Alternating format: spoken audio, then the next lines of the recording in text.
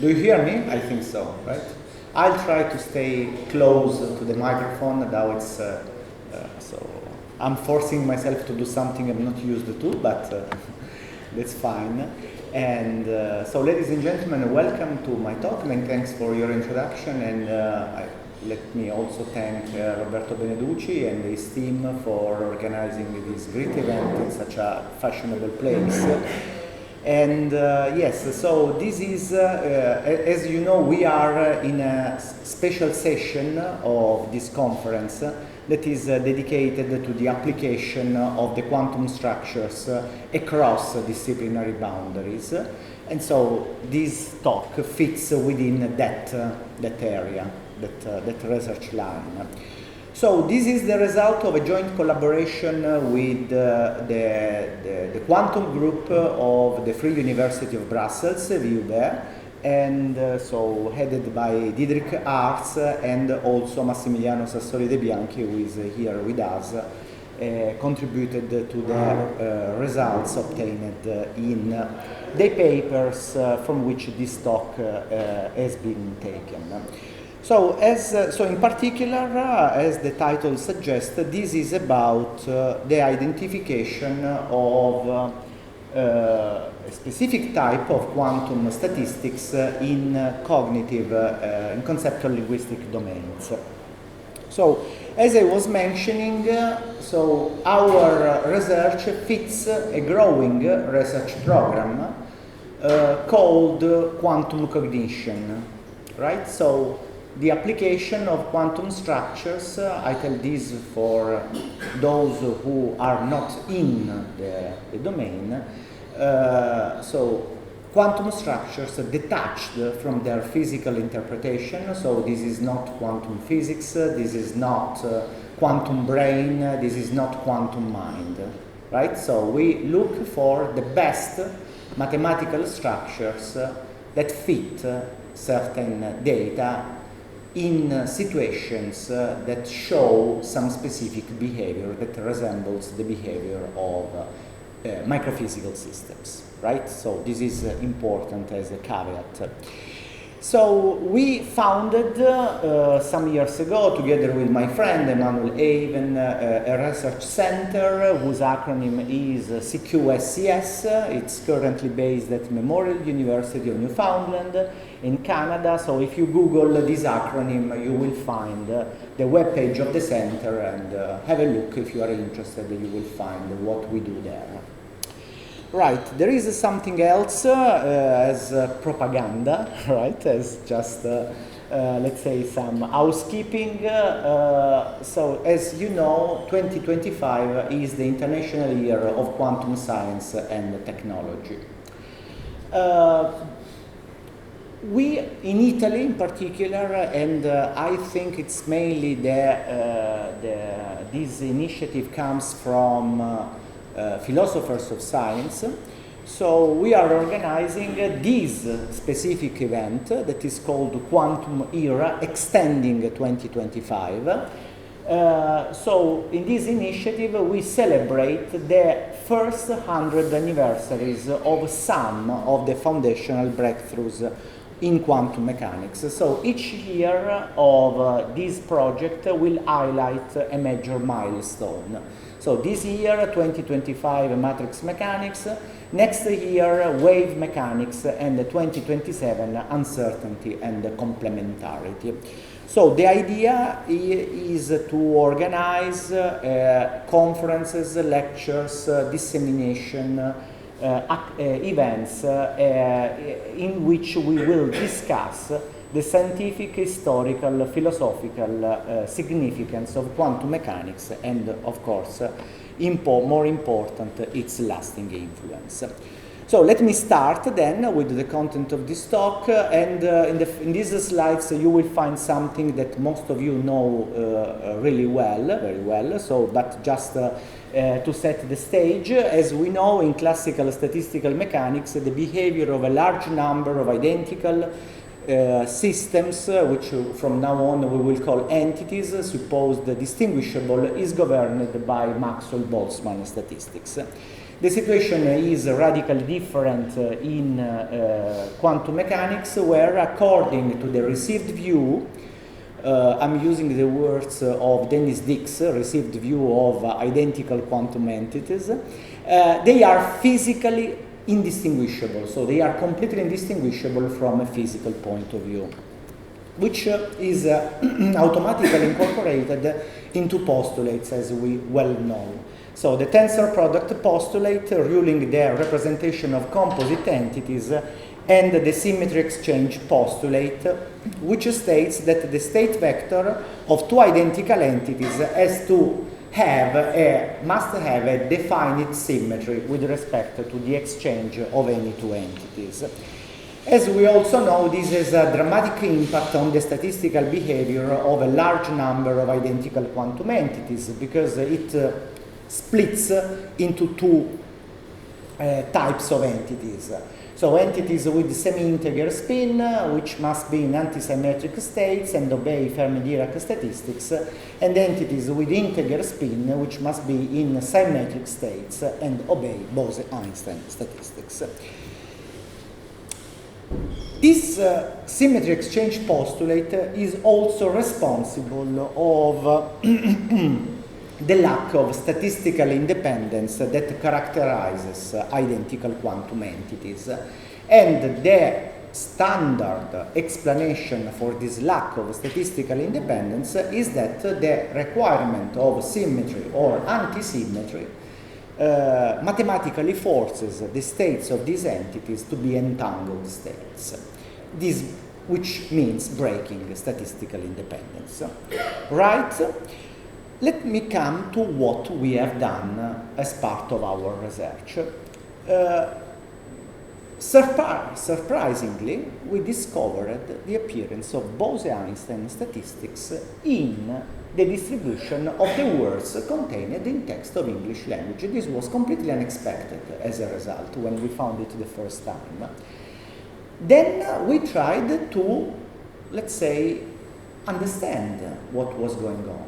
So our, let's say, explanatory hypothesis there was that this was because of meaning. So words and the corresponding concepts carry meaning, and meaning plays in the linguistic, cognitive, in conceptual linguistic domains a role that is very similar to the role played by quantum coherence in physical domains.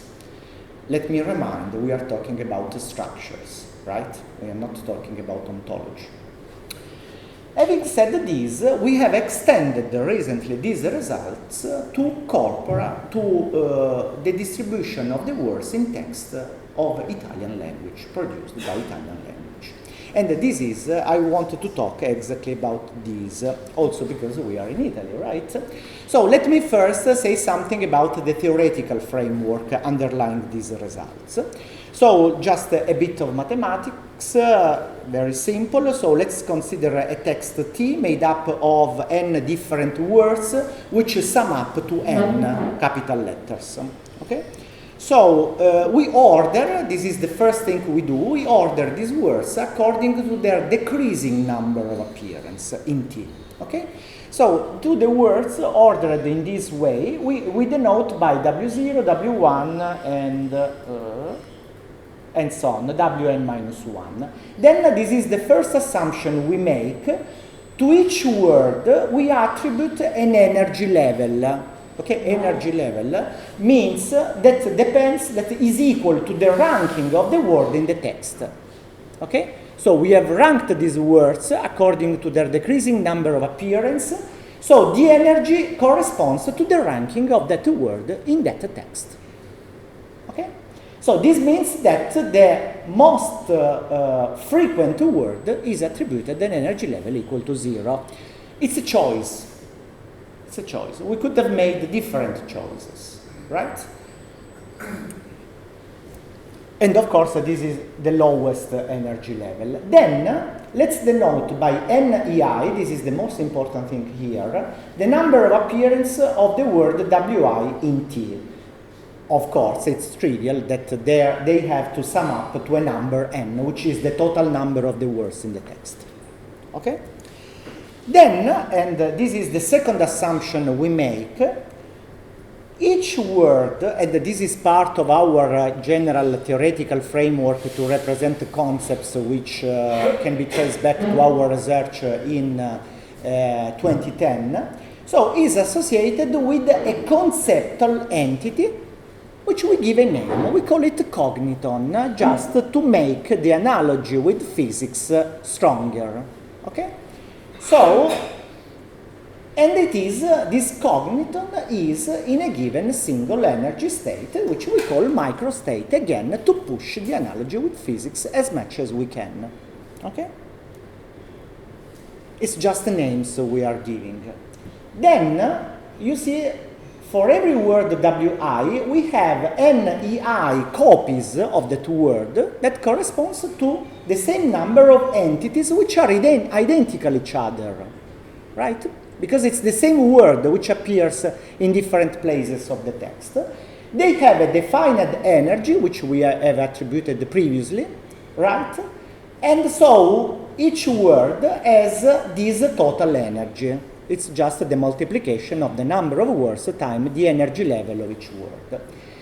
This is another important thing. If we take two different words in the text, they are, of course, obviously different each other. So they are non-identical.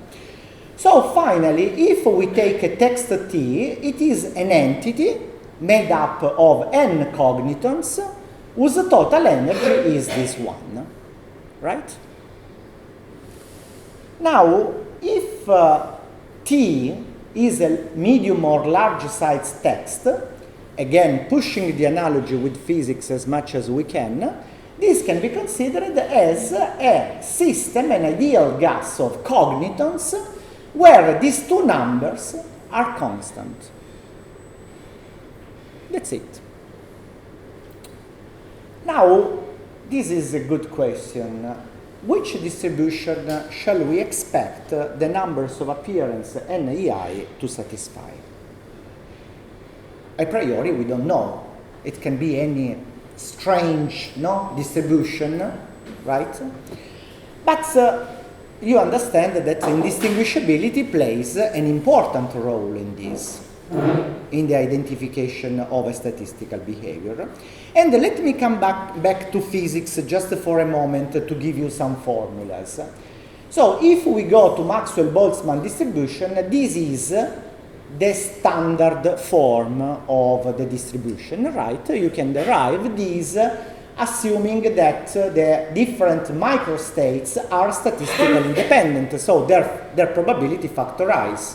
So the probability that any two entities are in a given microstate is just the product that each entity is in that microstate. Right.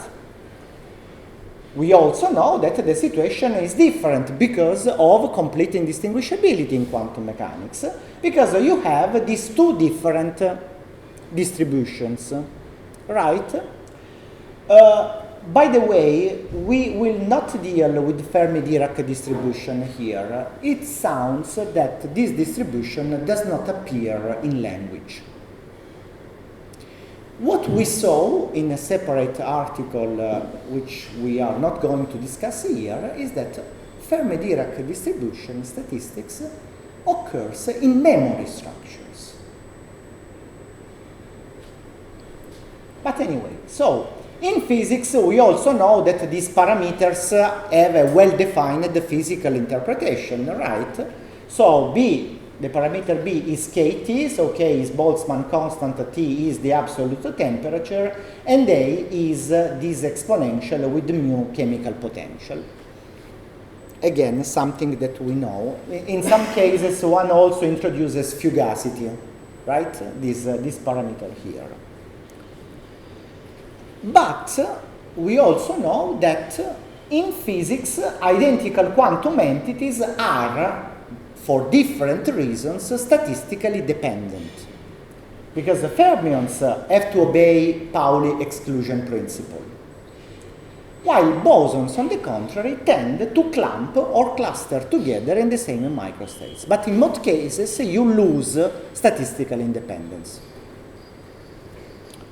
Right, so what we did to find the best statistical distribution, to find this guy, NEI, is to calculate. It's very easy to do, it's just a long, if the text is large, it's a long and complicated procedure, but we have very good collaborators. So to calculate the numbers N and E from the numbers of appearance NEI, and then to find the best pairs of the parameters CD and AB, so the corresponding Maxwell-Boltzmann and Bose-Einstein distribution, and finally comparing with the empirical distribution NEI. Right? So this is a standard procedure. Well, what we found the first time that we did this calculation is that if you do this for a text of English language, I think that one of the texts that we investigated was Gulliver's Travels, Swift's Gulliver's Travels. You find that they incredibly well fit Bose-Einstein statistics, while the Maxwell-Boltzmann statistics is not a good model at all for the data. Okay, but we found something else. We found the same lack of statistical independence that in another domain in physics is observed for bosons. There is another thing which we were not aware of. In computational linguistics, there is this law, Zipf law, that is well known and it appears everywhere. It is generally considered as an empirical law whose theoretical origin is mysterious, but it's systematically present. And again, we found that that law is satisfied within this general framework. We were not the first one, I have to say. So there were other guys who tried, for example, Planck's law as a theoretical explanation for Zipf's law. So it's not the first time that we have done this. But anyway, I will not talk about Zipf's law.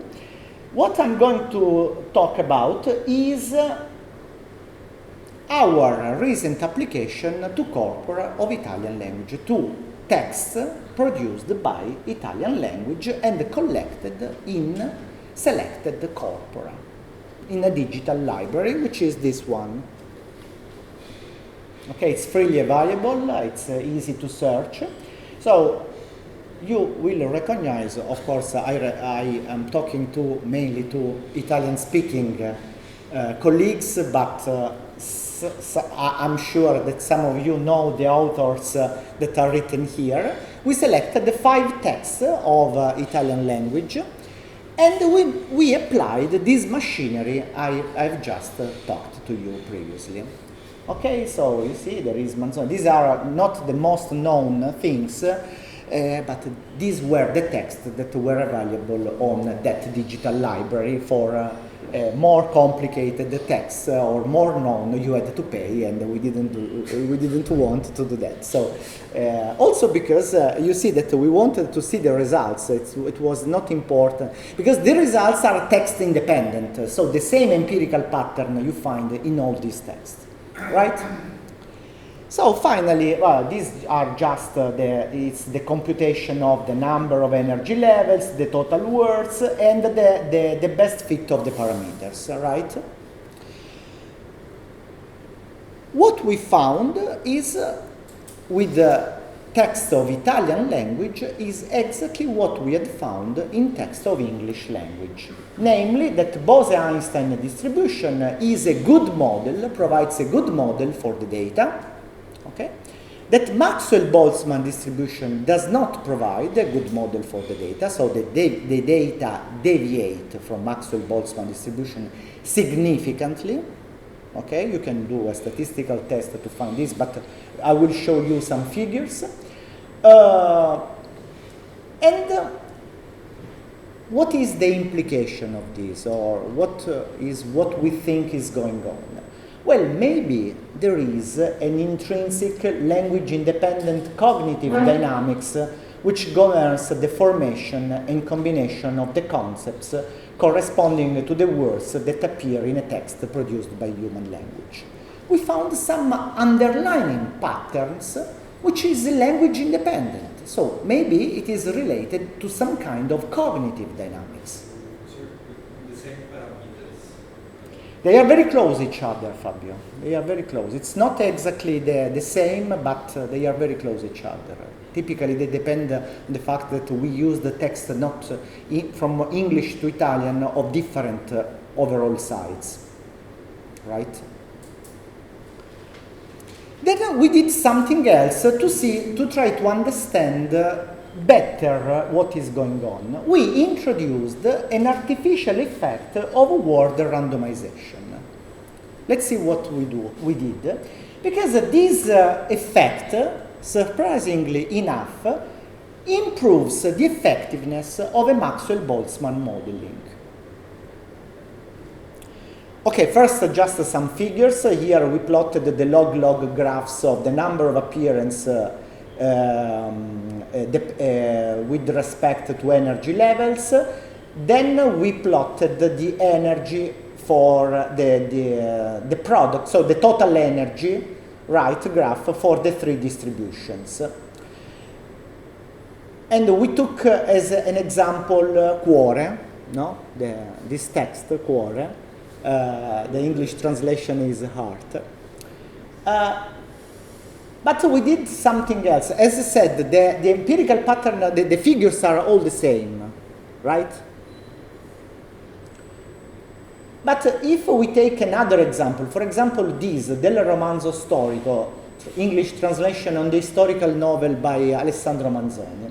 Let's take two words, okay, two, let's say, significant words in this text, which are romanzo, so the translation is novel, and storia, the translation is history. So we count the number of appearance. Oh, first of all, let's take just romanzo, okay? So novel. Obviously, if we take two places where this word appears and exchange the two words, nothing changes in the meaning, overall meaning of the text, because it's the same word, no? Labeling the same concept. But let's take now two different words, romanzo and storia. You see that they have different numbers of appearance, right? So storia has a lower energy level because it appears more frequently in the text. Okay? Now, suppose that some additional paragraphs are added to the text. Suppose that we cannot, unfortunately, but we ask the author to write some additional paragraphs to the text. We think that the probability that the most frequently appearing word storia appears when the text continues to be written is higher, is more likely as an event than romanzo. Just because storia, the text, has an overall meaning. So each time that you add a new word, you have to fit the overall meaning, the overall coherence in terms of meaning. Right? So this breaks statistical independence. So if we use the language of physics, first let's use the language of linguistic areas. The more a word is used in a text, the more likely it is that the same word will appear in a new piece of text based on the previous one. Now let's translate this into the language of physics. Now we have introduced the machinery with cognitons, microstates, and so on. The more cognitons are in a given microstate, the more a new cogniton is likely to be in that microstate. So this expresses this lack of statistical independence that is a fact, it is observed in the distribution of words in a text, resembles the tendency of bosons to cluster together in the same microstates. Again, ontology left aside, right? We are talking about similarities between mathematical structures. Fabio, please. You did much more 2 weeks ago in Vexia. You interrupted me much more frequently. The idea is maybe a suggestion is that rather than asking someone who is dead to write something more, then you can just consider part of the text and that. Good question, indeed. You can reason this way as well, right? Yes, you are completely right. Yeah. So, meaning is for us, of course, this is our modest proposal, that meaning is for us the crucial element to understand the analogy, right? The idea that meaning makes words attract each other. Let us remind or recall that words are labels for concepts in our approach. Okay, so this is very important. This is a new approach in concept theory, that a concept is an entity in a given state, and whose state can change under the influence of a context. Exactly like a physical entity is prepared in a state and can change under the influence of a context, measurement context, for example. The nature of the entities is, of course, different, but their behavior with respect to an external context is very similar. Now, let me come to this effect of word randomization. We found this website, okay, in which you introduce an element of randomness in this way. So let's take the original text T. Okay, we did this for the 5 texts previously listed. We have n different words, and their total number is equal to n capital letters. Okay. So what we did is the following. In the original text, each word is placed in a given placeholder. Right? So the n different words are distributed across these n placeholders. Right? In the original text. Now, this, the software contained in this web page does the following. In each placeholder, it replaces the original word by any word in the n chosen at random. Right? You take the first word, you replace that one by another of the n different words that were originally present. The website guarantees that this is completely at random, and it is based on atmospheric phenomena. This is what is written on the website. We took that for granted. We are not expert enough to criticize or to endorse this. The website does this. Okay? We did this for our text. So, what you have in this case, this is a subtle reshuffling. It's not the original words that are placed in different places, but keeping the same numbers of appearance, right? This changes this distribution, the distribution of each word in a text, making the distribution much more flat. So the most frequent word appear. How many minutes do I have? 10 minutes. 10. There is enough. Okay. But what we did also in this way is removing the original meaning. This reshuffling of words, as I said, it's a subtle reshuffling, which changes the statistical distribution of the words, is removing the original meaning that the author conveyed to the original text. So you produce a new randomized text. Consider that we are not removing all the meaning. We are removing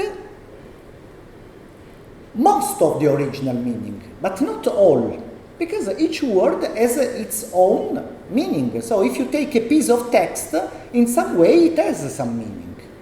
The words are still connected to each other in some way.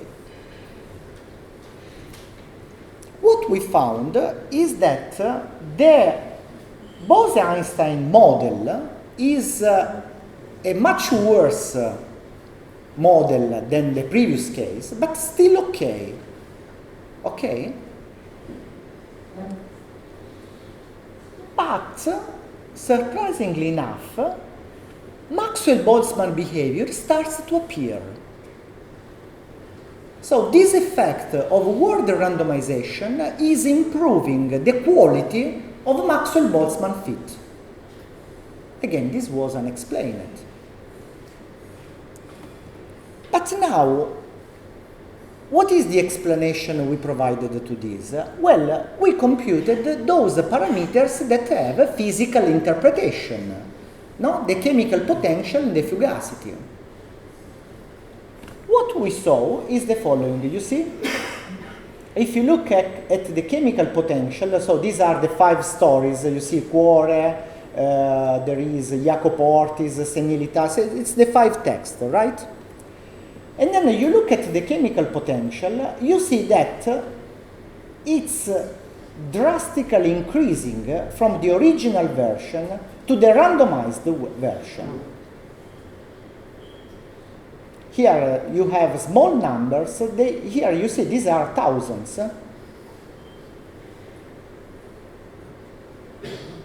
The fact is that the parameter B has increased drastically. Kt. K times T. This is why our, let's say, hypothesis is that the effect produced by word randomization can be considered as the conceptual linguistic counterpart of an increase in the temperature.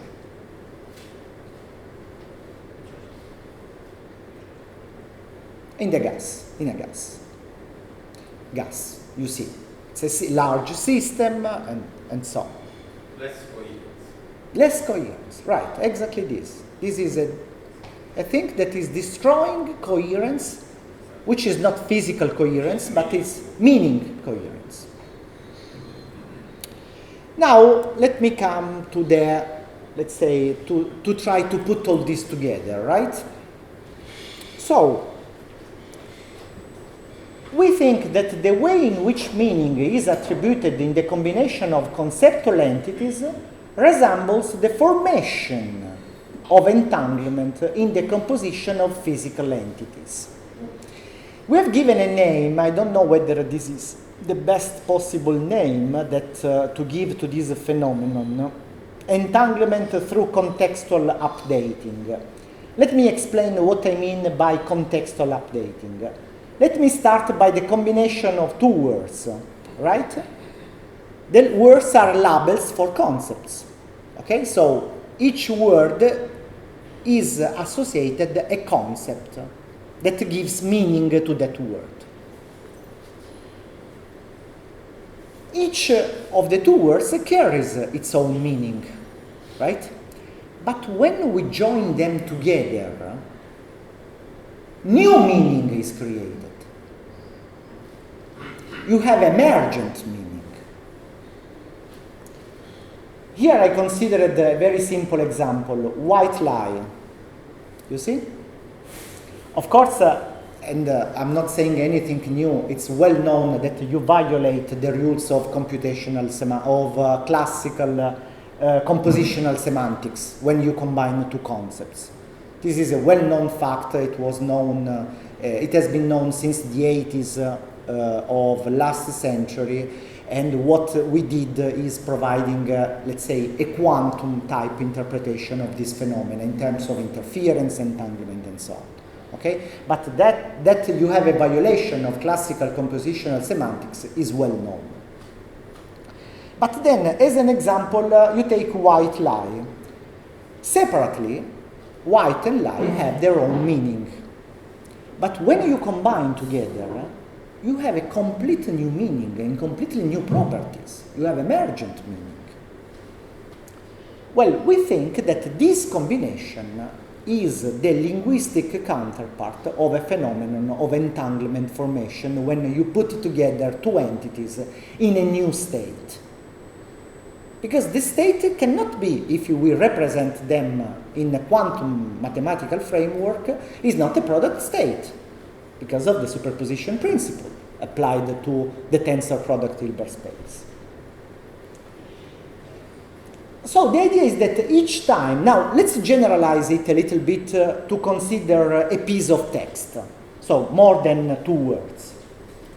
Each time you had a new word, okay, to a piece of text, a phenomenon of updating of meaning occurs, which is influenced by the meaning of the whole context.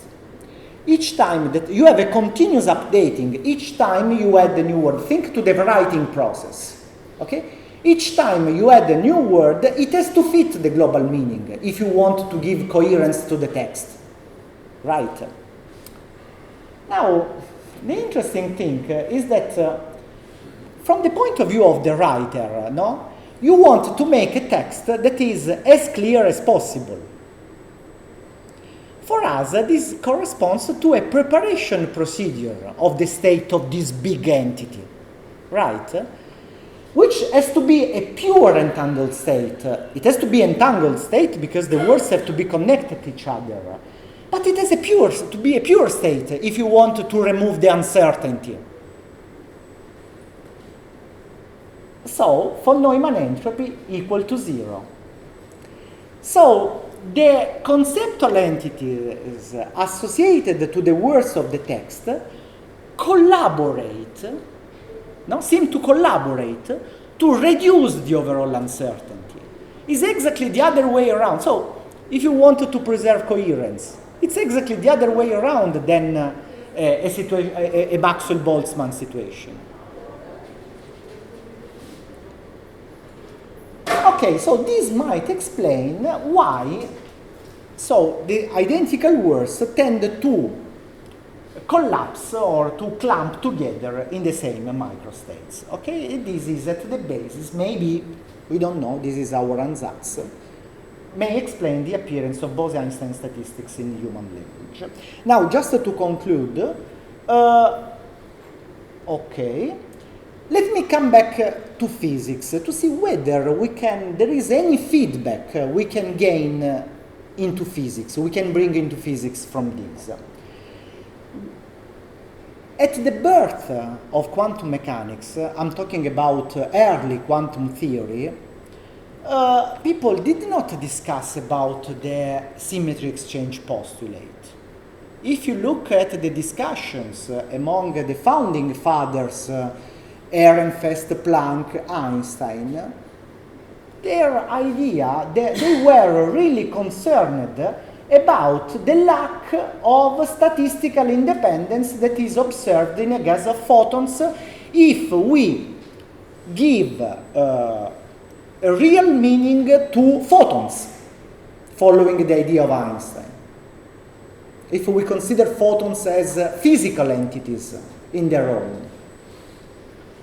So then, with the birth of quantum mechanics, these discussions about lack of let me say, Einstein wondered about the existence of a mysterious force that makes photons attract each other in a gas. He was worried about this lack of statistical independence. This is why he moved towards Bose's alternative method of counting microstates. Then quantum mechanics came and all this discussion disappeared. Why are you looking to me with so bad eyes? Do I have to stop? Yeah, I finish. Now, the fact is that, and this is a shared opinion, that the symmetry exchange postulates has not robust physical justification.